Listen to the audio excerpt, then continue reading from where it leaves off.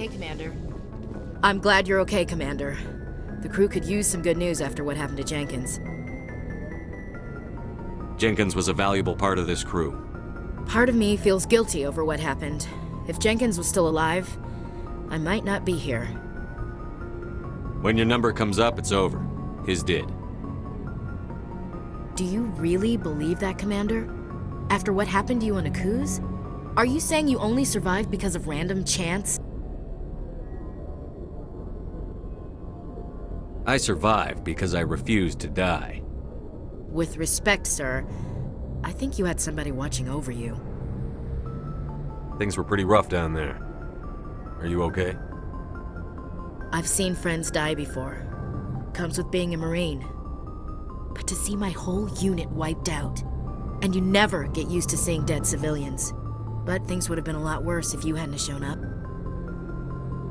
Dead Marines, dead colonists. And in the end, we still didn't get that beacon. You saved a lot of lives, Commander. It might be hard to keep that in perspective with what happened to Jenkins. Thanks, Williams. I needed to hear that. I think you're gonna fit in here just fine.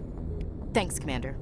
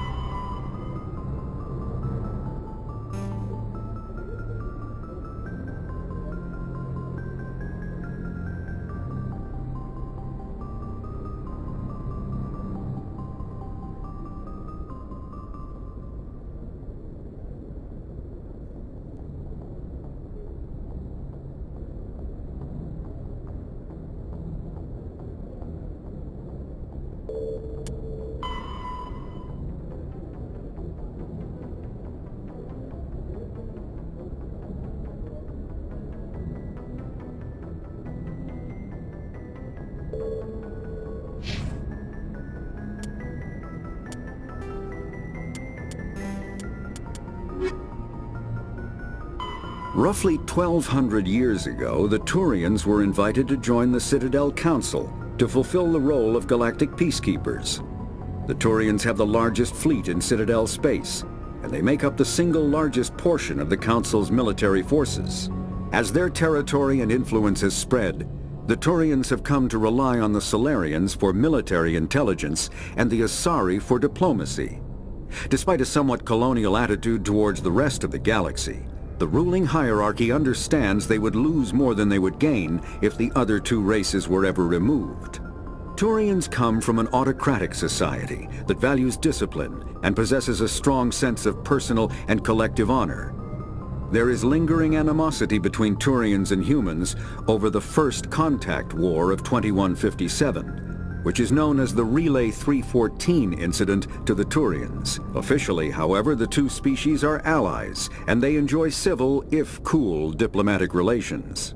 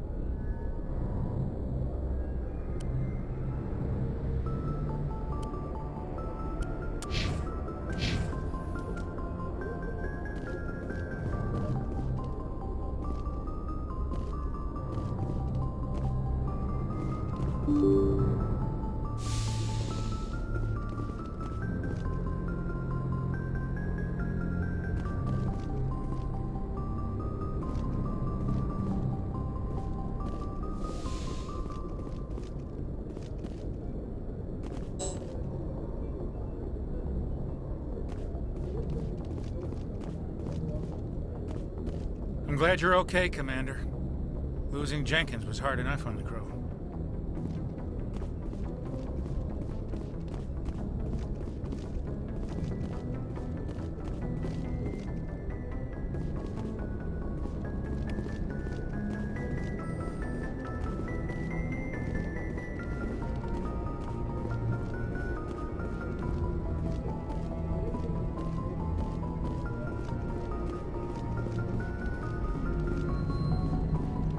Good timing, Commander. I was just about to bring us into the Citadel. See that taxpayer money at work.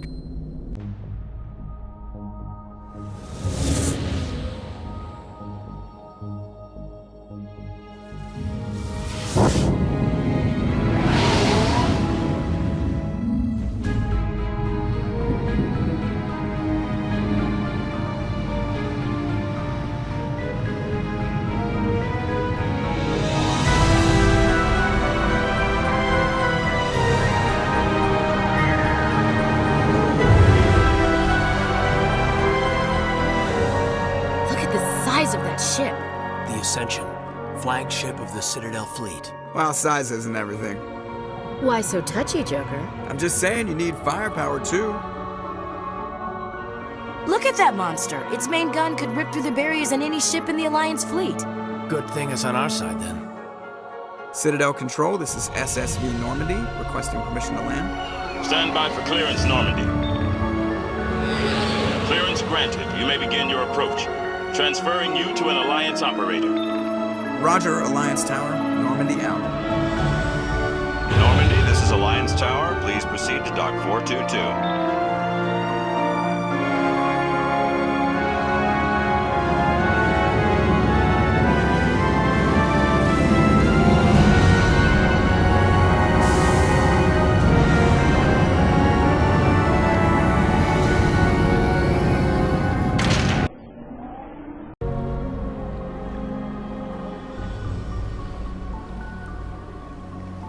This is an outrage!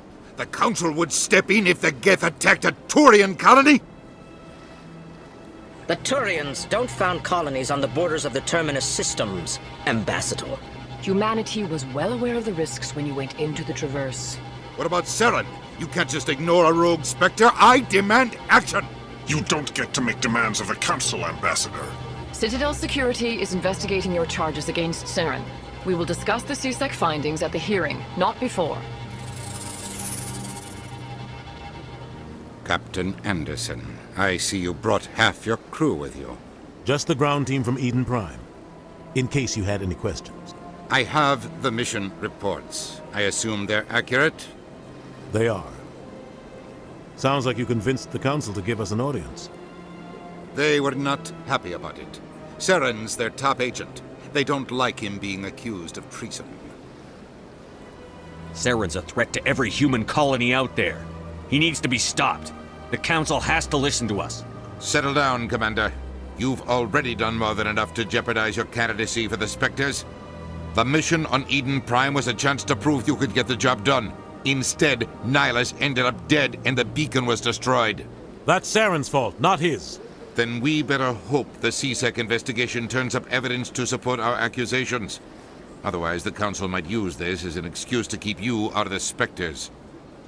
Come with me, Captain. I want to go over a few things before the hearing. Shepard, you and the others can meet us at the Citadel Tower, top level. I'll make sure you have clearance to get in. And that's why I hate politicians.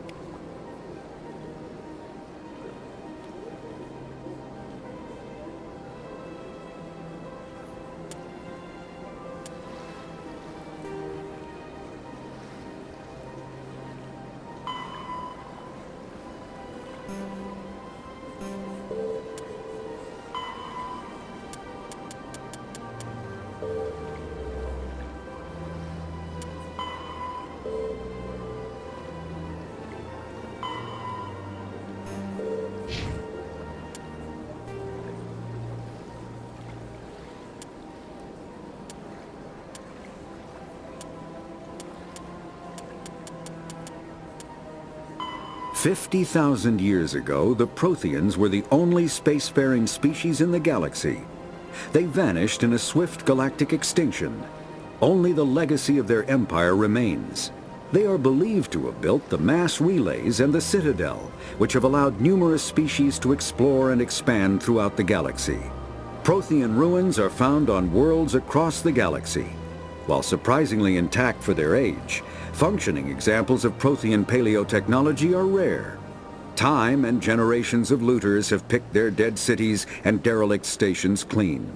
Some believe the Protheans meddled in the evolution of younger races. The Hanar homeworld of Kadje, for example, shows clear evidence of former Prothean occupation. The presence of a former Prothean observation post on Mars has caused a rebirth of interventionary evolutionists among humans. These individuals believe the god myths of ancient civilizations are misremembered encounters with aliens.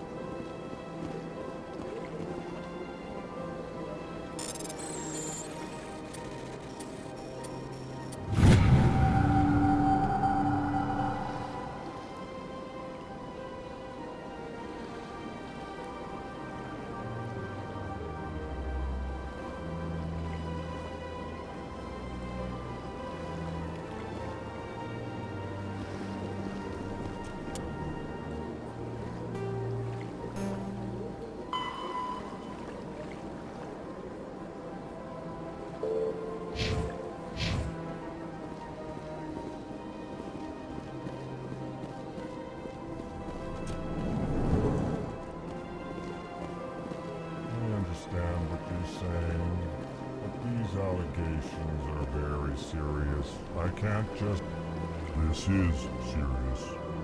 My reputation is at stake. I spoke. Hello there, human. Sincere apology, but I am here on business and cannot be distracted right now. You seem distressed. Is there something I can do to help? Alarmed response. You overheard that, did you? This is all going so wrong, and it is the Asari consort's fault. She's the one who started all this. Who's this Asari consort? Curious, you have not heard. You must be new to the Citadel. Everyone knows Sha'ira, the consort. I cannot speak more about this problem. It is too sensitive. Suffice it to say, she has compromised my authority as a diplomat. Where can I find this Asari consort? She is across the bridge from here. Her offices are easy enough to spot. Good day, human. Pleased greeting. Human, it is always good to see your kind. I am Ambassador Kalen. Genuine query. Is there something I can do for you this day? Why do you explain what you're about to say? Our people communicate less through words and more through scent and slight movements. Plainly, we discovered our vocal expression was not enough to convey the feelings of our conversations to other species. Why do you bother, Kalen? These Earth Clan don't really care about our ways. Remorseful response, Din. You don't truly believe that, and if you do, I am very sorry for you. Tell me more about your species. Genuine enthusiasm. I delight in telling the history of my people. It is agreeable to share our culture with others. Tell me about the history and origins of the Elcor. The Elcor were just beginning to explore Council space when the Asari first made contact with us. With their help, we discovered the relay closest to our system, and from there the Citadel. Proudly, within one lifetime we established a regular route to the Citadel, and quickly became one of the more active species living on this great station. I'd like to know more about the culture of the Elcor. Frankly, we Elcor prefer the safety and familiarity of our own colonies to the confines of space travel. Our society is built on small, tight-knit groups. though we are always welcoming to outsiders. Our government tends to be very stable. Our people are not very comfortable with sudden changes. What do you do here? Modestly, I work to bring the problems and the requests of the Elcor groups to the attention of the Council. Ha! They only give us these positions to keep us quiet. The Council doesn't care about our races. Chastising rebuke. Your tone is inappropriate, Din. This human is not to blame for your malcontent or your misconceived suspicions. Goodbye, Ambassador. Sincere farewell. Good day to you, human. Enjoy your time on the Citadel.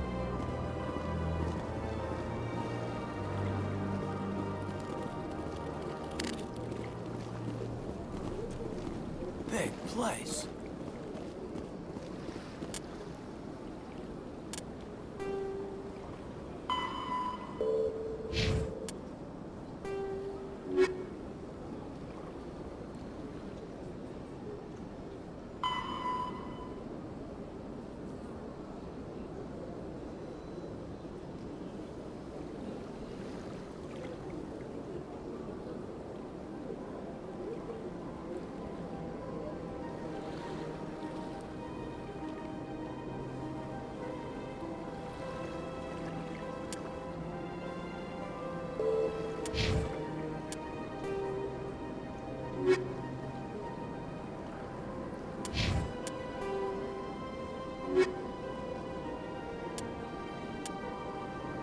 The Elcor are a Citadel species native to the high-gravity world Dakuna. They are massive creatures, standing on 4 muscular legs for increased stability. Elcor move slowly, an evolved response to an environment where a fall can be lethal. This has colored their psychology, making them deliberate and conservative. Elcor's speech is ponderous and monotone. Among themselves, scent, slight movements, and sub-vocalized infrasound convey shades of meaning that make a human smile seem as subtle as a fireworks display. Since their subtlety can lead to misunderstandings with other species, the Elcor often go out of their way to clarify when they are being sarcastic, amused, or angry. Dakuna's high gravity impedes mountain formation. Most of the world consists of flat, open plains, which prehistoric Elcor wandered across in small family bands. Modern Elcor still prefer open sky, and can become restless and uncomfortable on long starship journeys. The Geth are a humanoid race of networked AIs. They were created by the Quarians 300 years ago as tools of labor and war. When the Geth showed signs of self-evolution, the Quarians attempted to exterminate them. The Geth won the resulting war. This example has led to legal, systematic repression of artificial intelligences in galactic society. The Geth possess a unique distributed intelligence. An individual has rudimentary animal instincts, but as their numbers and proximity increase, the apparent intelligence of each individual improves. In groups, they can reason, analyze situations, and use tactics as well as any organic race. Geth space is located at the trailing end of the Perseus Arm, beyond the lawless Terminus systems. The Perseus Veil, an obscuring dark nebula of opaque gas and dust, lies between their space and the Terminus systems.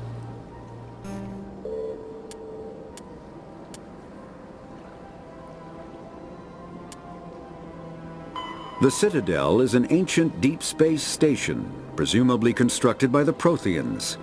Since the Prothean extinction, numerous species have come to call the Citadel home. It serves as the political, cultural, and financial capital of the galactic community. To represent their interests, most species maintain embassies on the Presidium, the Citadel's inner ring. The Citadel Tower in the center of the Presidium holds the Citadel Council chambers. Council affairs often have far-reaching effects on the rest of the galactic community. 5 arms, known as the Wards, extend from the Presidium. Their inner surfaces have been built into cities, populated by millions of inhabitants from across the galaxy. The Citadel is virtually indestructible. If attacked, the station can close its arms to form a solid, impregnable shell. For as long as the station has existed, an enigmatic race called the Keepers has maintained it. The Council is an executive committee composed of representatives from the Asari Republics, the Turian Hierarchy, and the Solarian Union. Though they have no official power over the independent governments of other species, the Council's decisions carry great weight throughout the galaxy. No single Council race is strong enough to defy the other two, and all have a vested interest in compromise and cooperation. Each of the Council species has general characteristics associated with the various aspects of governing the galaxy. The Asari are typically seen as diplomats and mediators. The Solarians gather intelligence and information. The Turians provide the bulk of the military and peacekeeping forces. Any species granted an embassy on the Citadel is considered an associate member, bound by the accords of the Citadel Conventions. Associate members may bring issues to the attention of the Council, though they have no input on the decision. The Human Systems Alliance became an associate member of the Citadel in 2165.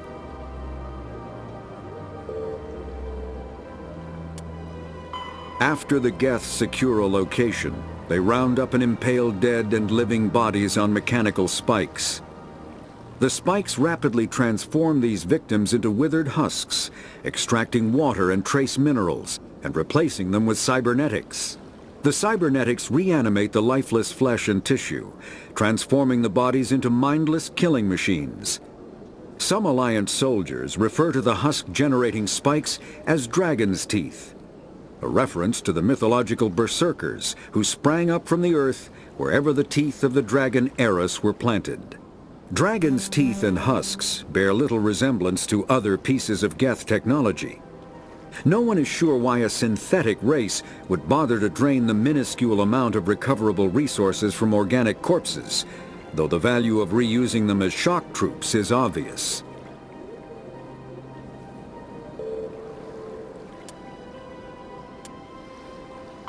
The Systems Alliance is an independent supranational government representing the interests of humanity as a whole. The Alliance is responsible for the governance and defense of all extrasolar colonies and stations. The Alliance grew out of the various national space programs as a matter of practicality. Sol's planets had been explored and exploited through piecemeal national efforts. The expense of colonizing entire new solar systems could not be met by any one country. With humans knowing that alien contact was inevitable, there was enough political will to jointly fund an international effort. Still, the Alliance was often disregarded by those on Earth until the First Contact War. While the national governments dithered and bickered over who should lead the effort to liberate Shanxi, the Alliance fleet struck decisively. Post-war public approval gave the Alliance the credibility to establish its own parliament and become the galactic face of humanity. The Terminus systems are located on the far side of the Attican Traverse, beyond the space administered by the Citadel Council or claimed by the Human Systems Alliance.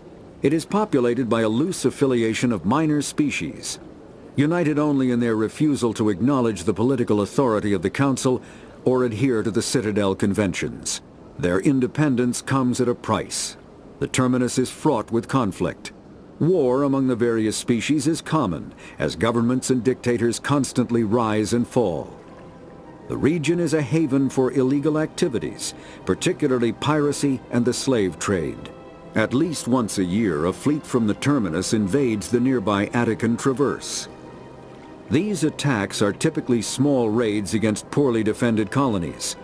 The Council rarely retaliates, as sending patrols into the Terminus systems could unify the disparate species against their common foe, triggering a long and costly war.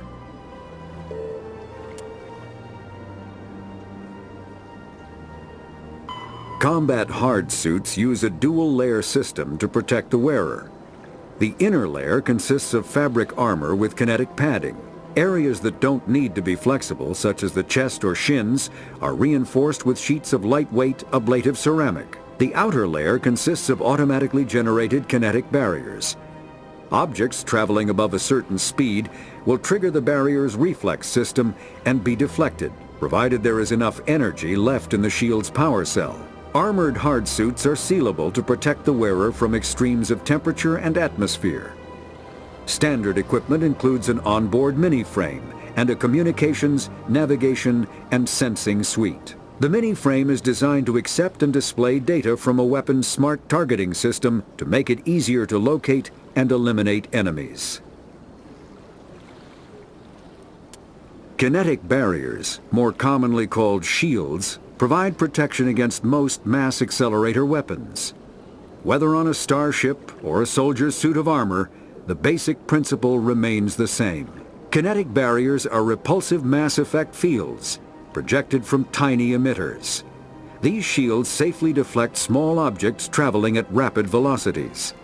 This affords protection from bullets and other dangerous projectiles, but still allows the user to sit down without knocking away their chair. The shielding afforded by kinetic barriers does not protect against extremes of temperature, toxins, or radiation.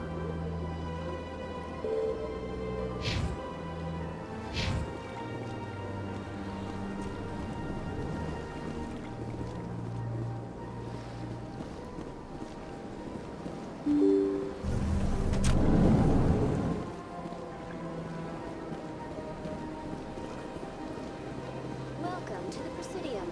Allow me to be your guide. Greetings and welcome to the Presidium. My name is Avina, and I am pleased to be your virtual guide throughout this level of the Citadel Space Station. So are you a person or a program? I am a fully interactive virtual intelligence, programmed to provide spontaneous guidance at predetermined locations of interest throughout this level of the Citadel. I may also be contacted through any of the Presidium VI terminals, should you require assistance. Give me the tour. You are standing at Presidium Tourism Terminal 1. On either side of this lobby are the embassies of the various Citadel races, along with CSEC headquarters. On the far end of this level, you can see the Citadel Tower, where the Council meets regularly to discuss matters of interstellar importance. I want to know more about Citadel security. Citadel security serves as law enforcement for all regions of the Citadel, though the majority of officers serve in the wards. Executor Palin, a Turian, is the current head of CSEC, but individuals from virtually every species across Citadel space serve as officers beneath him. If you wish to learn more, Executor Palin's office is located in the CSEC headquarters just across the lobby.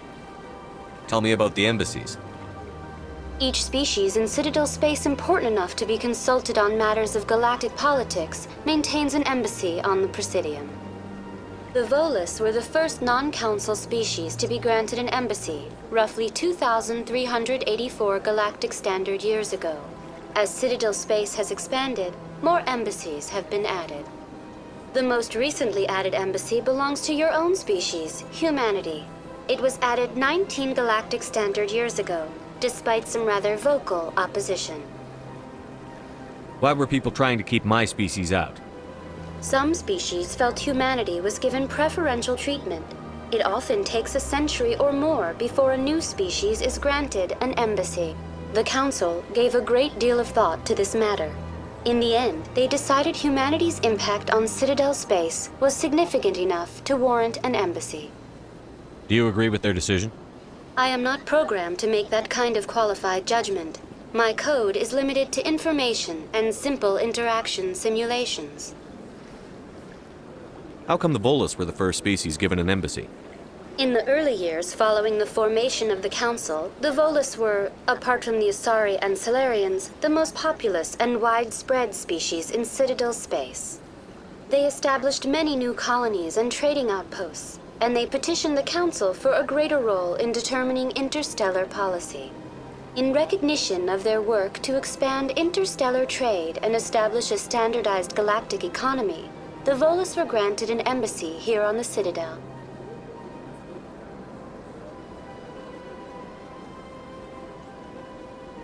Why weren't they made a council race? The Council races have extensive responsibilities. They must provide personnel and ships for the Citadel fleets. They often provide economic aid in times of disaster. It would be unfair to demand such an enormous burden of a species unable to meet these obligations. The embassies allow lesser species to have a voice on the Citadel. That's pretty damn arrogant. I apologize if my personality has offended you. Please submit all formal complaints in writing to the Citadel Tourist and Visitor Board.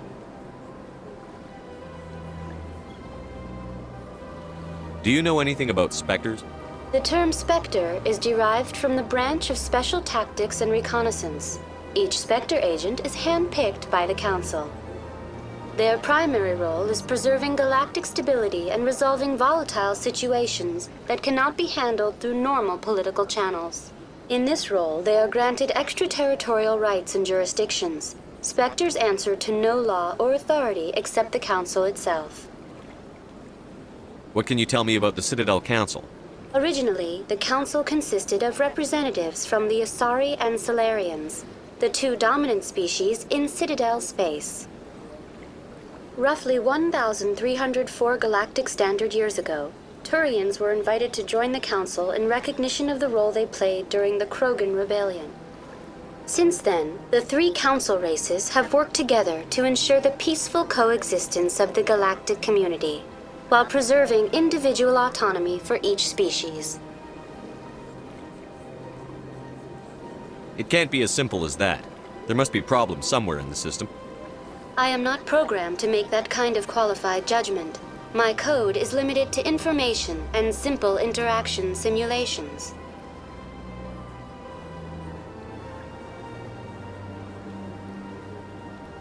Goodbye. Goodbye, and thank you for using Avina. Please enjoy your visit to the Citadel.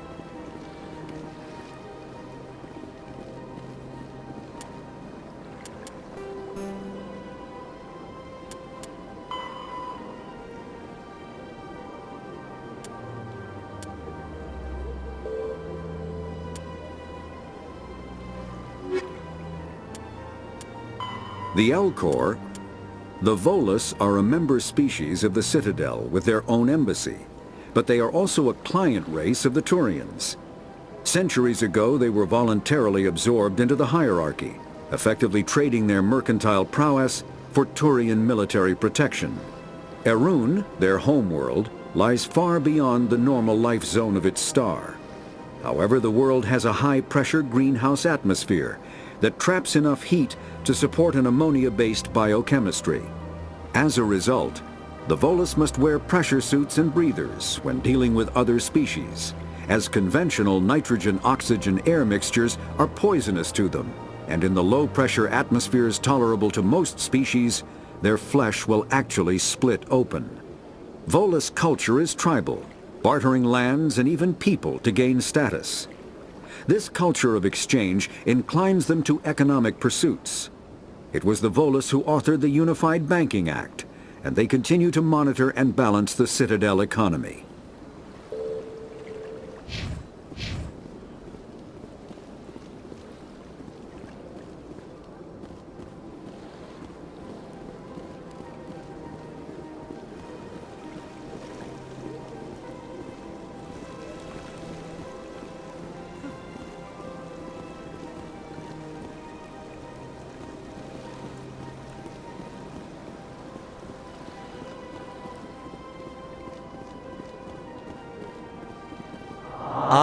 Human, this one is greatly pleased to see you here in my decadent emporium. Who are you? This one's face name is Delaninder, though many in this place simply refer to it as Delan. Please take time to examine the fine goods it has for purchase, all of great worth. Show me your items. Oh, this one is pleased to do so, human. You will not be disappointed.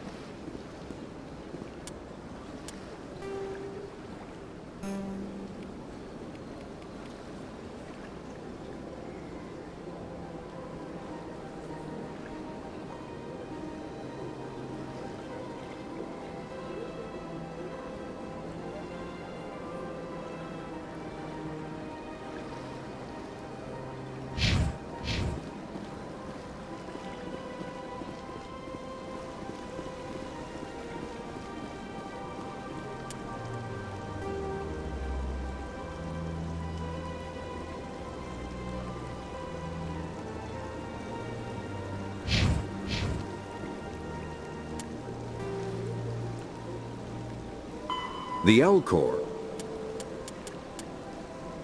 A virtual intelligence is an advanced form of user interface software. VIs use a variety of methods to simulate natural conversation, including an audio interface and an avatar personality to interact with. Although a VI can provide a convincing emulation of sentience, they are not self-aware, nor can they learn or take independent action. VIs are used as operating systems on commercial and home computers. Minimal VI agents are also available. Agents are compact and specialized. Some serve as personal secretaries, filtering calls and scheduling meetings based on user-defined priorities. Others are advanced search engines, propagating themselves across the extranet to collate user-requested data. Commercial VIs in a variety of stock personalities are available at any software retailer. Boutique firms and hobbyists also build unique VIs to personal specification. Although software emulation of living personalities is illegal, reconstructions of famous historical figures are common.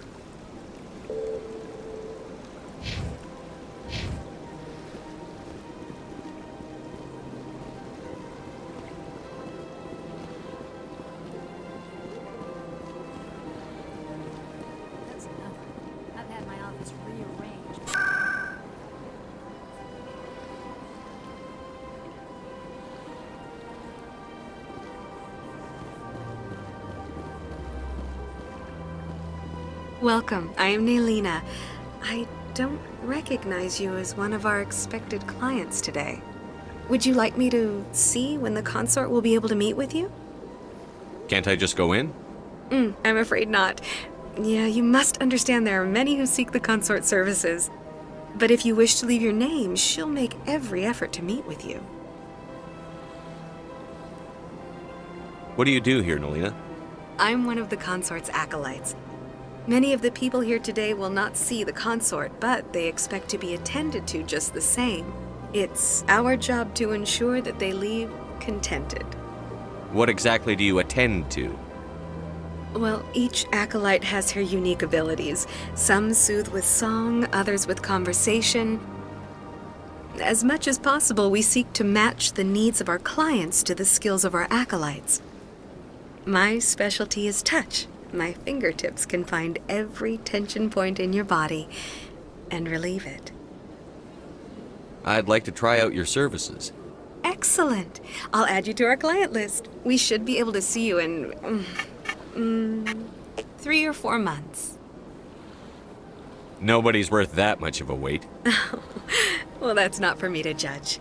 I have your name and you'll be contacted. Is there anything else? What is the consort? What does she do? It's difficult to explain. She's many things to many people and something different for each. Some seek her for advice, some for entertainment, others still for pleasure. Most of the time, our clients won't realize what they were seeking until after she has provided it for them. You make her sound like some kind of oracle. No, not in the usual sense. She's merely a woman with remarkable compassion and a generous spirit. I suggest you make an appointment and see for yourself. I think I'm done here. Oh, well, I hope you'll return again in the future. We always enjoy seeing new clients. Nelina. Yes, Shaira? Send the commander up to see me. I wish to speak with him. Yes, of course, mistress.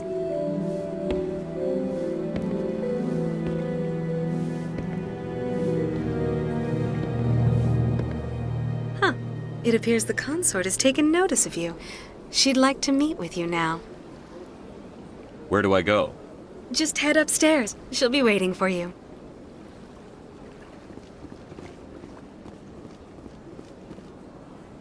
I see even the humans find the consort irresistible. Welcome. It is a pleasure to see you. This is my first time. I can't believe I didn't come sooner.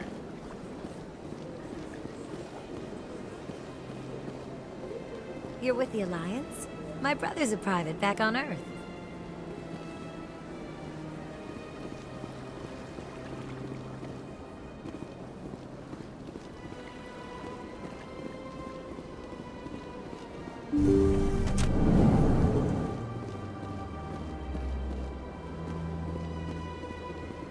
That is close enough, Commander. I've heard a great many things about you since your arrival here in our citadel. I don't like people spying on me. I apologize, Commander. I make it my business to know when important people arrive on the station. Many of them become clients. But that is not why I asked you here. I have a certain problem that could use your expertise. Maybe I can help. I have a friend, Septimus, a retired Turian general. I won't discuss the details, but he wanted me to be more than I could be. We had a falling out. Now he spends his days in Korra's den, drinking and spreading lies about me. If you would speak to him as a fellow soldier, I believe he will listen to you and let the matter be. What happened between you? I respect his privacy too much to go into the details. If he wishes to tell you what happened, that is his prerogative. What exactly do you want me to tell him? Appeal to his sense of honor. Remind him of his position as a general. If you can convince him to stop spreading lies about me, I would be very grateful.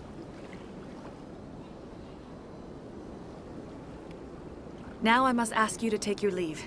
I have many clients waiting to see me.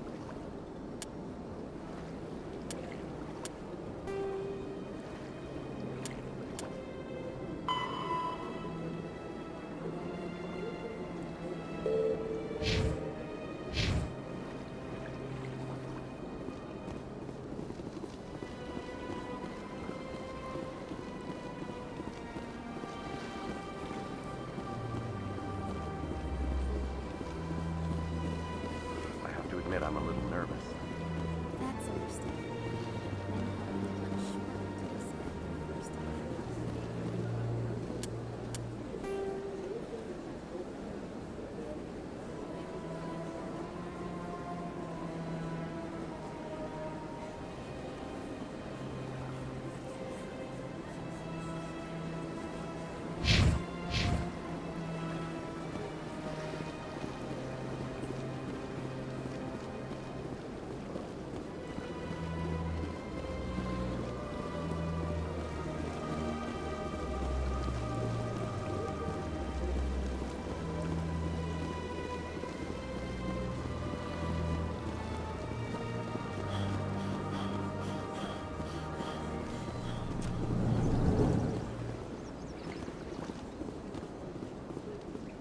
What's this? One of the Earth Clan. Ah, a very famous one, yes? You are the one called Shepard.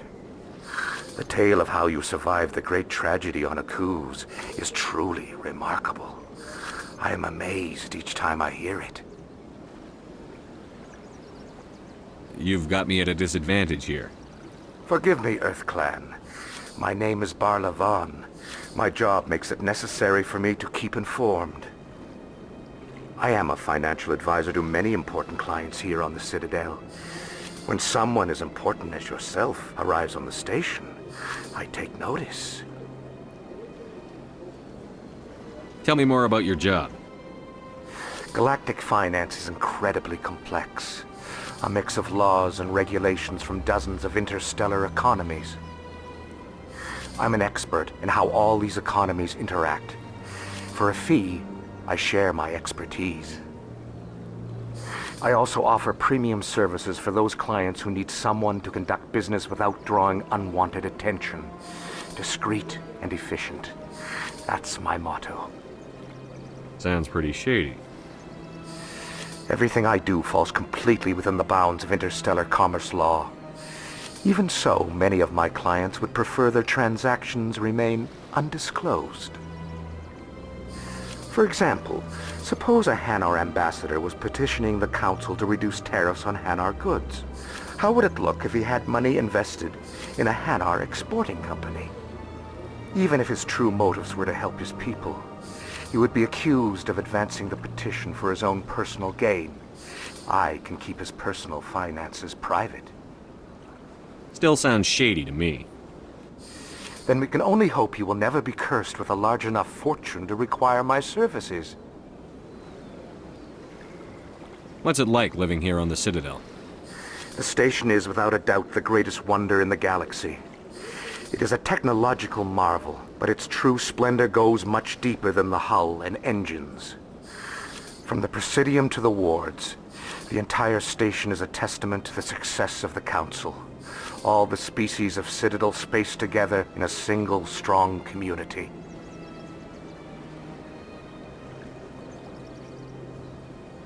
I should go. Goodbye, Commander.